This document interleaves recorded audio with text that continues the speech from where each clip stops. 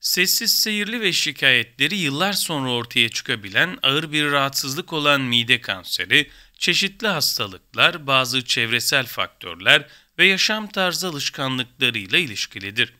Mide kanseri olguları daha ağırlıklı olarak 60 yaş ve üzeri bireylerde, erkek cinsiyette, tütün kullananlarda, aşırı kilolu ve obez bireylerde ve ailede mide kanseri öyküsü bulunanlarda görülüyor. Mide kanserinin tespit edilmesi halinde cerrahi tedavi, kemoterapi ve radyoterapi gibi tedavi yöntemleri uygulanabilir.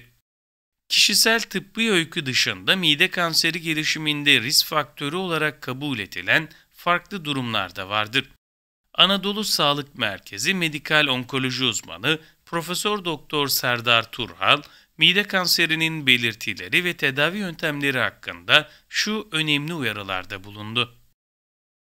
Aşırı tuzlu veya işlenmiş gıda ürünü tüketimi, taze ve mevsiminde sebze ve meyve tüketmemek, yeterli düzeyde egzersiz yapmamak ve doğru şartlarda saklanmamış veya doğru pişirme yöntemleri kullanılmamış gıda tüketimi mide kanseri riskini artırabiliyor. Erken evre mide kanseri ülserle benzer belirtiler gösterebiliyor. Tarama uygulamaları riskli bireylerde hastalık henüz herhangi bir belirti oluşturmadan erken dönemde tespit edilmesini sağlar. Mide kanseri belirtileri kişiden kişiye değişiklik gösterebilir. Bazı bireylerde mide kanseri gelişimi çok yavaş bir süreç olduğu için yıllar boyunca herhangi bir şikayet meydana gelmeyebilir. Erken evre mide kanserlerinde mide ülseri varlığında oluşan şikayetlere benzer belirti ve bulgular gelişebilir. Bu belirtiler genel olarak öğünler sırasında erken doyma, yutma problemleri, öğün sonrası aşırı şişkinlik, sürekli geğirme ihtiyacı olması, mide yanması, geçmeyen hazımsızlık, mide ağrısı, göğüs kemiği üzerinde ağrı hissedilmesi ve kanlı kusma şikayetleri ile görülebilir. Bu şikayetler genel itibariyle ortaya çıktığında daha farklı ve basit problemlerin belirtileriyle karıştırılabilir. Ancak mide kanseri açısından riskli bireylerde özellikle yutma ve yutkunma ile ilgili problemler varlığında ileri tetkik ve araştırmanın gerekli olduğu unutulmamalıdır. Mide kanserinin ilerlediği vakalarda kansızlık, midede sıvı birikimi, gayte renginde koyulaşma, halsizlik, iştah kaybı ve istemsiz kilo verme belirtileri görülebilir. Kanser riskini azaltan faktörler nelerdir? Mide kanseri riskini azaltmak için sağlıklı ve dengeli bir yaşamın önemli olduğunu belirten Profesör Doktor Serdar Turhal şunları kaydetti. Mide kanserine karşı koruyucu kabul edilen herhangi bir spesifik yöntem yoktur. Ancak kanser gelişimine karşı riskin bir miktar azaltılmasına katkı sağlayabilirsiniz. Bunun için sağlıklı bir kiloda olmak, düzenli ve dengeli beslenmek, tütün kullanımından kaçınmak ve düzenli egzersiz yapmak, mide kanseri ve tüm kanser risklerinin azaltılması açısından önemlidir. Risk faktörlerinin fazla sayıda bulunduğu kişilerde erken tarama çalışmalarının yapılması da mide kanserinin önlenmesi ve erken evrede tespit edilmesi açısından faydalı olabilir. Fizik muayene, laboratuvar testleri, radyolojik görüntüleme yöntemleri, endoskopi ve genetik araştırmalar bu kapsamda yapılabilecek tetkikler arasında yer alır. Tedavi kişiye özel planlanıyor. Mide kanserinin tanısında endoskopi oldukça faydalı bir tetkiktir.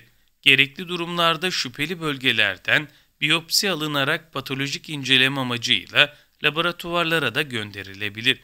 Endoskopi, biyopsi ve moleküler genetik analiz işlemleri dışında bilgisayarlı tomografi ve manyetik rezonans görüntüleme gibi radyolojik tetkikler de mide kanseri tanısında faydalı olabilecek uygulamalar arasındadır.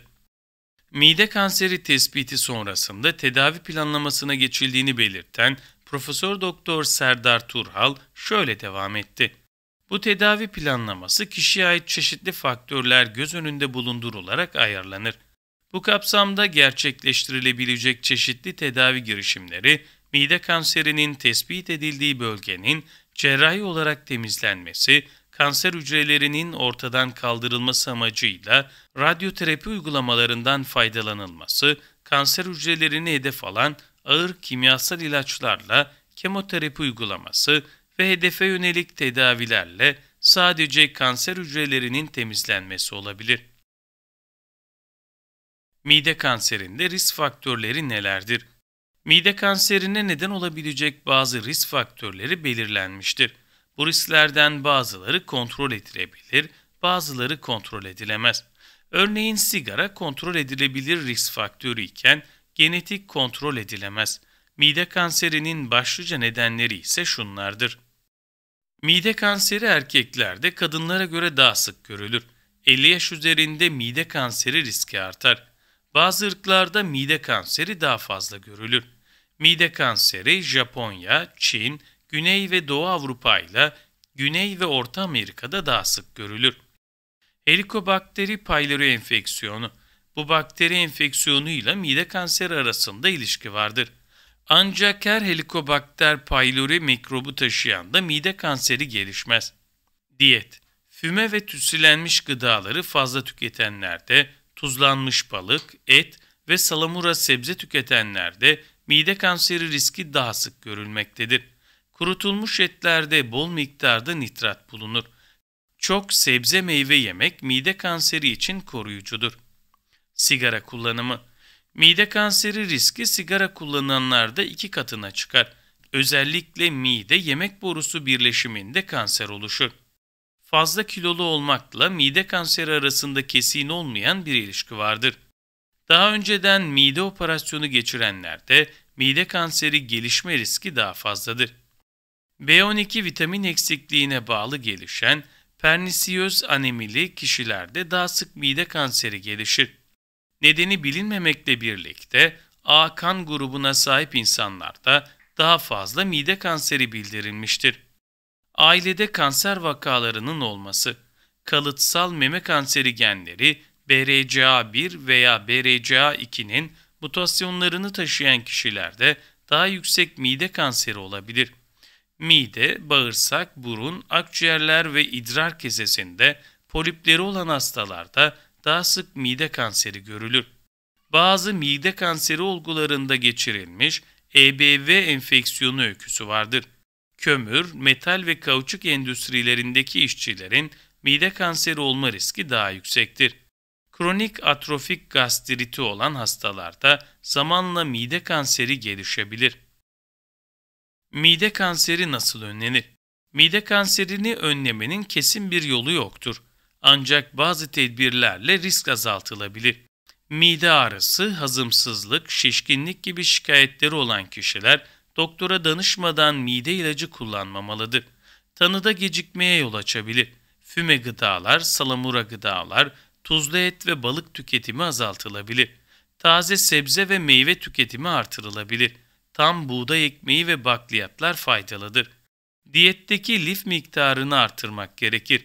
Yeşil çayın faydaları ile ilgili çalışmalar vardır. Kanser riskini azaltmak için kilo kontrolü gereklidir. Aşırı kilo kanser riskini artırır. Tuzu ve şekeri azaltmak faydalıdır. Aşırı sıcak içecek tüketmemek gerekir. Düzenli egzersiz tüm kanser türlerinde riski azaltır. Tütün kullanımından kaçınmak önemlidir.